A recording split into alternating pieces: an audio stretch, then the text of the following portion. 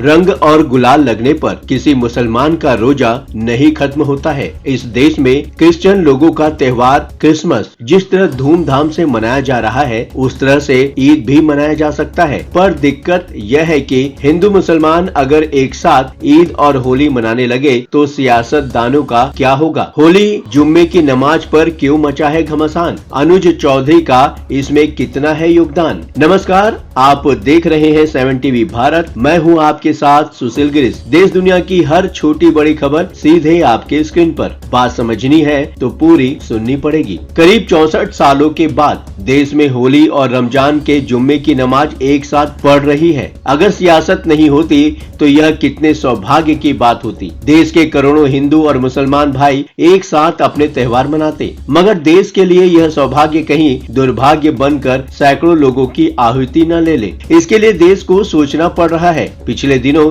होली और जुम्मे की नमाज पर शांति की तैयारियों को लेकर यूपी के संभल जिले के सीओ अनुज चौधरी का एक बयान सुर्खियों में आया, जिसमें वो कह रहे हैं कि जिन लोगों को रंगों से दिक्कत है वो लोग अपने घर पर ही नमाज पढ़ें तो अच्छा रहेगा। इस बयान के बाद यूपी और बिहार से लेकर महाराष्ट्र तक में होली और रमजान को लेकर जमकर हिंदू मुसलमान हो रहा है। इस बीच देहरादून एसएसपी अजय सिंह ने भी अनुज चौधरी वाली बात दोहराई है। मुस्लिम संगठनों की उपस्थिति में उन्होंने सभी लोगों से अपील की है कि जिन्हें रंगों से दिक्कत है वे जुम्मे की नमाज घर पर ही पढ़ें तो बेहतर होगा। सवाल यह है कि क्या इस देश के लोग अभी तक इतने मैच्योर नहीं हो सके हैं कि साथ साथ दो धर्मों के त्योहार को सेलिब्रेट किया जाए, या ये सब जानबूझकर बिहार विधानसभा चुनाव को ध्यान में रखकर किया जा रहा है। आइए इस वीडियो में समझते हैं। यहाँ हम आपको हर खबर के पीछे के असली मायने क्या होते हैं बताने का प्रयास करेंगे। वीडियो में आखिरी तक बने रहिए। अनुज चौधरी का बयान मुसलमानों के कितना खिलाफ है, पहले ये समझते हैं। होली के साथ रमजान के जुम्मे की नमाज पढ़ना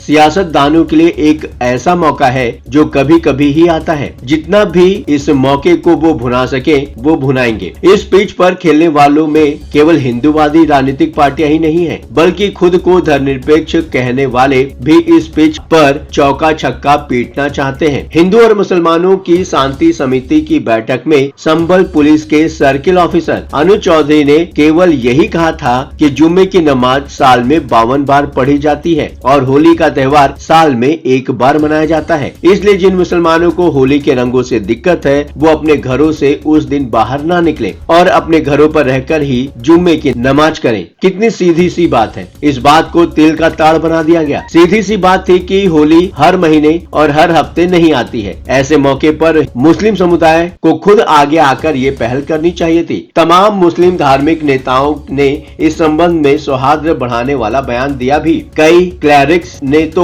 जुम्मे की नमाज का टाइम भी बदलने की पहल की, पर सियासत करने वाले तो दोनों ही तरफ बैठे हैं। समाजवादी पार्टी, बहुजन समाज पार्टी, कांग्रेस नेता उदित राज इत्यादि ने जिस तरह अनुज चौधरी के खिलाफ बयान देना शुरू किया, जाहिर है कि उसकी प्रतिक्रिया तो होनी ही थी। उत्तर प्रदेश से लेकर बिहार और महाराष्ट्र तक जिस तरह की जहरीली बयानबाजी हो रही है उससे सबसे ज्यादा नुकसान उन मुस्लिम धर्म गुरुओं का हुआ है जिन लोगों ने शांति का रास्ता दिखाया। विपक्ष इसे भारत की धार्मिक स्वतंत्रता और मुसलमानों के खिलाफ इस तरह बता रहे हैं कि जो शांतिपूर्ण लोग हैं वो भी रेडिकल हो जा रहे हैं। जब हमारे देश के कुछ नेता इस बयान पर राजनीति करके इसे मुसलमानों के खिलाफ बताने में जुटे हैं, ठीक उसी समय कई मुस्लिम धर्म गुरुओं ने कहा है कि वो अनुज चौधरी के बयान में कुछ भी गलत नहीं मानते और वो होली के दिन जुम्मे की नमाज का समय बदलने के लिए तैयार हैं। लखनऊ में ईदगाह मस्जिद के इमाम और इस्लामिक सेंटर ऑफ इंडिया के सदर ने ऐलान किया है कि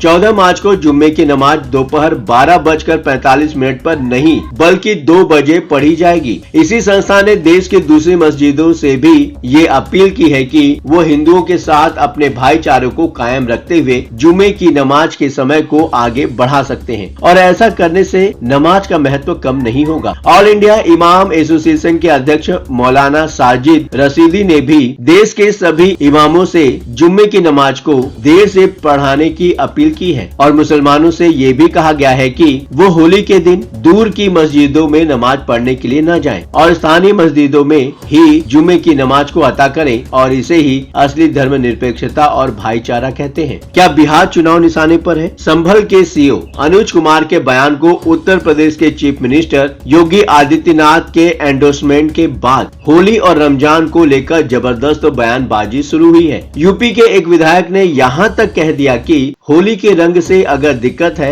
मुस्लिम समुदाय को तो उनके लिए अस्पतालों में अलग वार्ड भी बनवाना चाहिए। आखिर जिसका धर्म रंग नहीं बर्दाश्त कर पा रहा है वो हिंदुओं के साथ किस तरह अस्पतालों में इलाज करवाएंगे। इसी तरह के बयान उत्तर प्रदेश के एक मंत्री रघुराज सिंह का भी आया कि जिन लोगों को होली के रंगों से दिक्कत है वो लोग बुरके की तरह का एक तिरपाल बनवाकर ओढ़ ले। बिहार के एक विधायक ने कहा कि मुस्लिम लोग उस दिन घर से बाहर ही न निकले। बीजेपी विधायक हरिभूषण ठाकुर बचौल का कहना है कि अगर बाहर निकलना जरूरी हो तो उन्हें कलेजा बड़ा रखना होगा क्योंकि होली के दौरान कोई रंग लगा सकता है जिसे उन्हें सहन करना चाहिए। उन्होंने आगे कहा जुम्मा साल में 52 बार आता है लेकिन होली सिर्फ एक बार। मुसलमान रंग गुलाल को बुरा मानते हैं तो उन्हें घर में ही रहना चाहिए। अगर बाहर निकले तो रंग सहन करें। जाहिर है कि इस तरह के बयान के बाद अगर थोड़ा भी बवाल होता है तो बीजेपी के पक्ष में माहौल बनेगा। जाहिर है कि बिहार में इस साल अक्टूबर और नवंबर तक विधानसभा चुनाव होने हैं। इन चुनाव में राजनीतिक दलों की भरपूर कोशिश होगी कि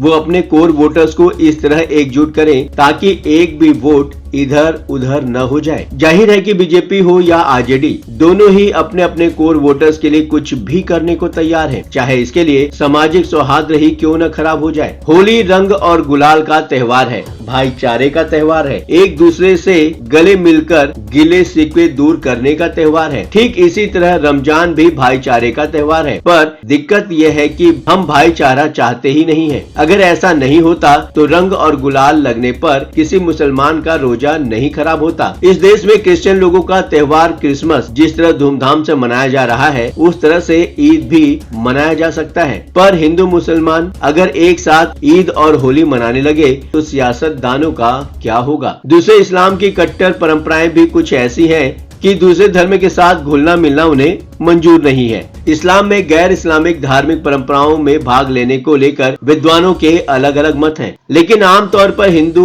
मुस्लिम विद्वान यह सलाह देते हैं कि मुसलमानों को उन गतिविधियों में शामिल नहीं होना चाहिए जो किसी अन्य धर्म की धार्मिक मान्यताओं से जुड़ी हो। यही कारण है कि कई 100 साल से हिंदू मुसलमान साथ रह रहे हैं पर एक दूसरे के धार्मिक रीति रिवाजों और त्योहारों को साथ मनाना नहीं सीख पाए हैं। फिलहाल इस वीडियो में इतना ही। कमेंट बॉक्स आपका है, बेझिझक अपने विचार कमेंट बॉक्स में शेयर करें। हाँ, चलते चलते आपको यह बात भी बताना जरूरी है कि 7 टीवी भारत अपने दर्शकों की राय और सूचनाओं के लिए हमेशा खुला है। अगर आपके पास कोई महत्वपूर्ण खबरें, अहम घटना की सूचना, सामाजिक मुद्दा या फिर कोई ब्रेकिंग अपडेट हो तो वीडियो में दिए गए नंबर पर व्हाट्सएप द्वारा आप हमसे संपर्क कर सकते हैं। आपके विचार, आपके सुझाव हमारे लिए मायने रखते हैं। अब आपकी बात नहीं रहेगी अनसुनी। ये प्लेटफॉर्म है आपका, आपकी आवाज को बुलंद करने का। वीडियो पसंद आया हो तो वीडियो को लाइक करें, साथ ही चैनल को सब्सक्राइब करके 7 टीवी भारत के परिवार का हिस्सा बने। लगातार खबरों के लिए बने रहिए 7 टीवी भारत के साथ।